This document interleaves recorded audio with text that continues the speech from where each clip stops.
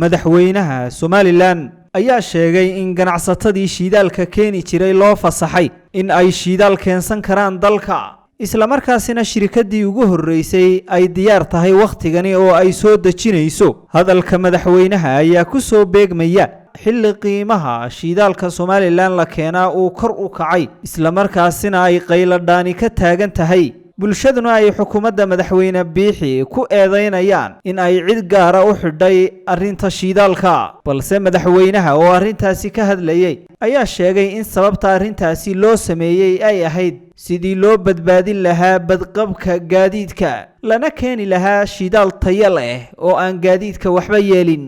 waxaana madaxweynuhu sheegay waqtigan hadda lagu jiro duruufta adag ee ay abaaruhu ka mid yihiin in ciddii shidaal dalka keensanaysa ay fasax u yihiin. shidaalka waa iib waa la kala xidhay. Sacuudiga Ruushka uu ayaa bixiyay shidaalka badan ayaa iibiya. Ruushka wixii soo xiranaya waayo isagoo maanta oo maqdisoo baaranka adduunka laga xidhay.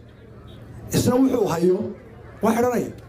waana dalka labaad ee shidaalka u badan iibiya Sacuudiga ka soo raaca. caalamka maanta dagaal baa ka socda. goor dhamaana mooyi meelu gaarayna mooyi badxina ma soo socota.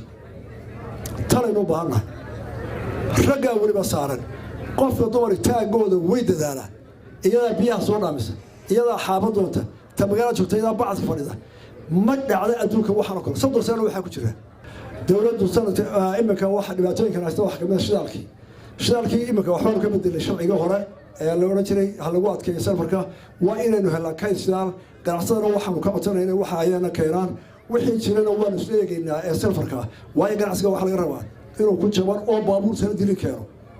waxaan isla eegnay baabuurta mid aan dilin keena laakiin maanta haday dhibaato jirto kii uu horeeyay uu jooga dahabshiil baare uu taagay waa soo deynina kuwa kalena waa soo deynina haday keenaan inta abaarta lagu jiro waayo waxtar bay noqonaysaa. iyagana waxaan ka rabaa ganacsatada shidaalka jabiyaan maadaama wax badan iyaga loo fududeeyo dekada iyaguna waa shidaalka jabiyaan.